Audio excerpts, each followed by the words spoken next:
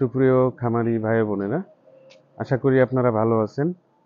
আজকে আমার চ্যানেলের নিয়মিত আপডেট হিসেবে যেটা দেখাতে চাচ্ছি সেটা হচ্ছে যে গরু গাভীর প্রেগন্যান্সি টেস্ট। সাধারণত মানুষের যেভাবে বিভিন্ন স্ট্রিপ দিয়ে টেস্ট করা হয়, আসলে আমাদের গরু গাভীতে এভাবে করা হয় না। তবে বর্তমানে কিছু কেমিক্যাল টেস্ট ডেভেলপ হয়েছে, কিন্তু সেই সনাতন পদ্ধতি অর্থাৎ ম্যানুয়াল হাত দিয়ে যে গাভীর পায়খানার রাস্তায় বিশেষত রেকটাল পালপেশন করে আমরা এই প্রেগনেন্সিটা নিরূপণ করব। তো আজকে একজন খামারির বাড়িতে এসেছি। মূলত এখানে আমরা যারা অভিজ্ঞ এক্সপার্ট আছি 2 মাসের পরে গিয়েই আমরা কিন্তু পরন্ত এই গরু গাভীর এই প্রেগনেন্সি আমরা নিরূপণ করতে পারি। তো আমরা যে গরুতে আসছি, যে গাভীতে আসছি, এই গাভীতে আমরা সরাসরি চলে যাচ্ছি, আপনাদের দেখাচ্ছি যে কিভাবে করতে হবে। তো এইখানে একটা বিশেষ সতর্কতা কাজ করতে হয়, যেহেতু এটা ম্যানুয়াল পদ্ধতি এবং এই গরুটা সাধারণত 3 মাস আগে বীজ দিয়েছে, কিন্তু গরুর অবয়ব দেখলে বোঝা যায় না, খুবই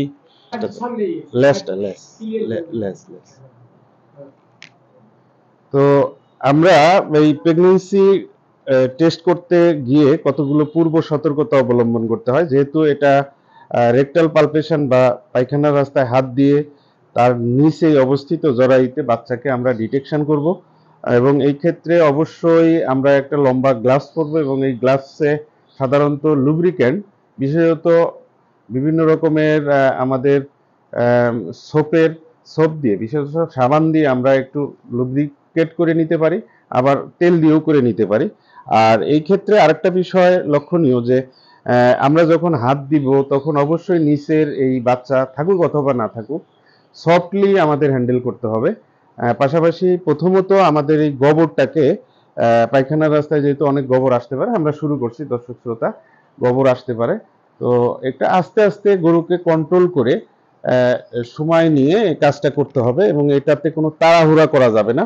মনে রাখতে হবে যে এটা একটা সফট অর্গান, অর্থাৎ খুবই নরম, এবং এটা ঠিক যে এটা গরু গাভী এখনো আমাদের বিভিন্ন আধুনিক সিস্টেম ডেভেলপ হয়নি বা হওয়ার পথে, এই জন্য ম্যানুয়াল সিস্টেমটাই বেশি প্রিফারেবল। আমরা সবাই কিন্তু এটাই করি। তো আমরা প্রথমত আস্তে আস্তে করে ভিতরে হাতটা প্রবেশ করাবো, এবং প্রথম দিকে গরু অসহযোগিতা করবে, পরবর্তীতে অবশ্য সহযোগিতা করবে আশা করা যায়। তো আমরা হাত দিলাম, এবং এই গরুটাকে কিন্তু মোটামুটি তারা গতকাল থেকেই না খেয়ে রাখছে।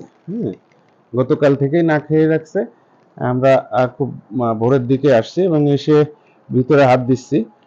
হাত দিয়ে যদি আমরা, যেহেতু 3 মাসের ওভার, সুতরাং এটা পাওয়া খুবই, বাচ্চাটার উপস্থিতি পাওয়াটা খুবই কাঙ্ক্ষিত, এবং আমরা আশা করি একটু সময় নিচ্ছি, কারণ অনেক সময় ভিতরে যখন হাত দেওয়া হয় অটোমেটিক গাভী কন্ট্রাকশন করে, অর্থাৎ হাতকে আটকায় ফেলে, এবং সেক্ষেত্রে আমাদের সমস্যা হয়। তো যাই হোক, আমরা অলরেডি কিন্তু এখানে বেশি গোবর ছিল না, কারণ সে খাইছে কম, গোবর নিষ্কাশনের দরকার হয়নি, বের করা দরকার হয়নি, এবং ছোট গাভী এবং পেট খুব অল্প। আমরা হাত দিয়েই কিন্তু মোটামুটি আমাদের বাচ্চার অবস্থান আমরা বুঝে ফেলছি, এবং সে প্রেগনেন্ট, অর্থাৎ পজিটিভ, কেস পজিটিভ।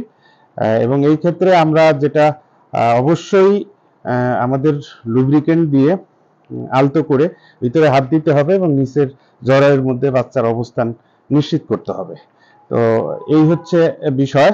তো আমাদের খামারি ভাইদের মেসেজ যে একটা গাভীকে শুধু শুধু খাইয়ে আপনার দিন আতিপাত করলেই হবে না, অবশ্যই বছরে একটা বাচ্চা আসতে হবে, এবং এক্ষেত্রে যদি আপনি একটা বাচ্চা, সুস্থ সবল বাচ্চা পান একটা গাভীর থেকে, তবে সেক্ষেত্রে কিন্তু আপনাকে আপনার ফার্ম লাভবান হবে। আর আমরা যদি দেখা যাচ্ছে যে শুধু খাইয়ে যাচ্ছি বা 1 বছর 2 বছর ধরে দুধ পাচ্ছি, পরবর্তীতে আর কোনো ডাকের কোনো খবর নেই, সেই ক্ষেত্রে কিন্তু আমাদের ফার্ম লাভজনক হয় না।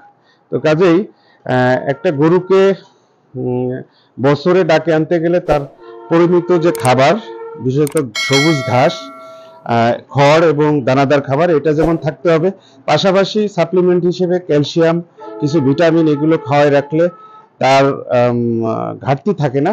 এবং এই ক্ষেত্রে দেখা যাচ্ছে যে গরুটা যথাসময়ে ডাকে আসে। তো খামারি ভাইদের প্রতি বিশেষ আহ্বান যে আপনারা নিয়মিত কৃমিনাশক এবং ভ্যাকসিন সহ আপনার গাভী গরু লালন পালন করেন, তাতে আপনার বছর শেষে একটা বাচ্চা পাবেন এবং আপনার খামার লাভজনক থাকবে। ধন্যবাদ, ভালো থাকবেন।